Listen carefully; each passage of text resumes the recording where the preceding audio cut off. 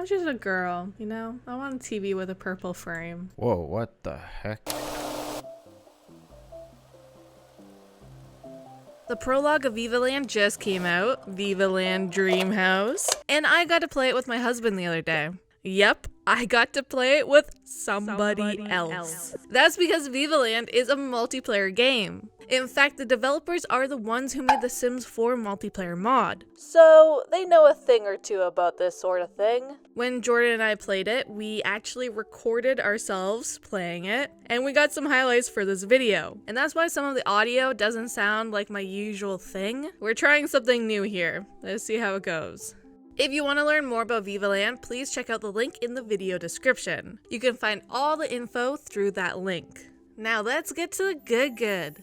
Right away, we were both impressed with it. I like it. I want to see the people. Yeah, I want to see the people too. I mean, graphically, I would say that this is pretty nice looking. I can get behind this for sure. What do you think about the UI? I think it's fine. It's easy to use. Mm-hmm. I do, and it's early to be complaining about this, but I do think that I miss some of the flavor in the lore bits that like accompany each. Yeah, the descriptions, Yeah. item descriptions and stuff like that. Yeah, okay. But you're right, like it's early to complain about that sort of thing, for sure, but I do agree with you. I think it's the only thing that's missing from the UI. Once that's done, I don't think there really is anything else that needs to be added necessarily. Yeah, just that little personality is missing. Yeah, but that's it. But yeah, you're right. It is very straightforward. It's easy to use. It's easy to look at. It's not hideous at all. It's nice. There were many elements that we found satisfying or impressive, like you really have to put down a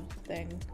Put down a thing. Do the room option instead. It's very satisfying, the sound it makes. Oh. I also like the click noise. You're just making a bunch of little rooms. Yeah, I just want to hear it. Personally, I found it difficult to get used to the controls, but that was more of a me issue. How do you move again? Oh, there. You can also move with WASD. Yeah, that's so. You can also just move by the mouse. I do. key. I'm doing both. Actually. Oh, you're doing both? Okay, Yeah. cool. So used to the Sims 3 camera and the Sims 4, and I feel like this is opposite. Oh yeah, I say I don't play enough of The Sims, so I just am totally like they didn't seem very weird. They do seem inverted. I do miss an eye drop tool, but I'm sure that'll be included later on.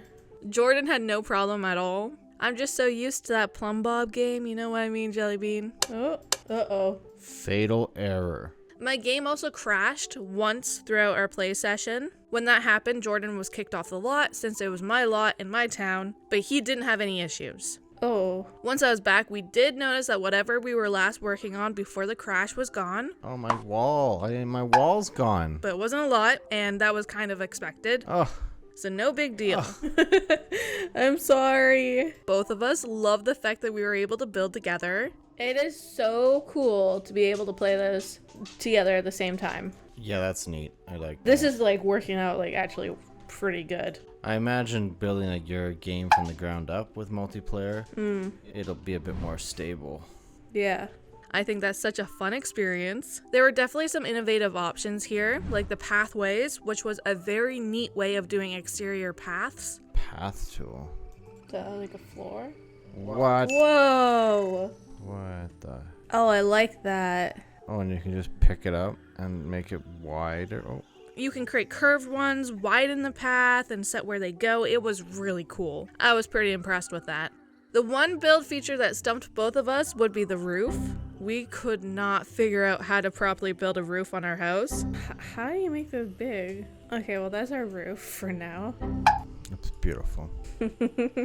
Thank you. I'll come onto the roof and try and figure it out. Well, I can't say that you're gonna be too pleased with what I do here. No. Don't do that. Don't do that. No. It's a new style. It's emerging. No. This is how all roofs look. No, it's not. Oh yeah, I made it work. Oh, I love it. I love it. I love it. Oh, why are you making it worse? It was an accident. You just put it on like 6 different pieces. Yeah, accidentally 6 times. So you can't even tell. It looks legit. It looks like this is how it's meant to look. And you know what? The curved walls were really cool. Is this your first time building with curved?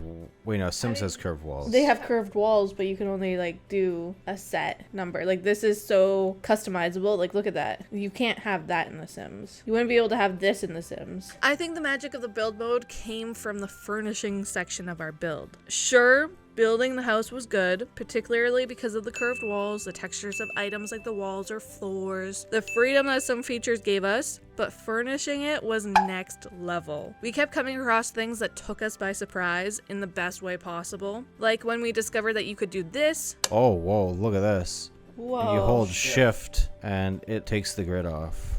It's like if you want the grid on all the time, and then you just have it off for that moment. That's cool. Or when the realization of a certain tool meant that. So right-click the placed object to reveal its context menu and the transform handles. So you can expand it. And change that color. Whoa. Cool. And you can kind of save colors that you like. Oh, and you can duplicate it. I can see your saved swatches.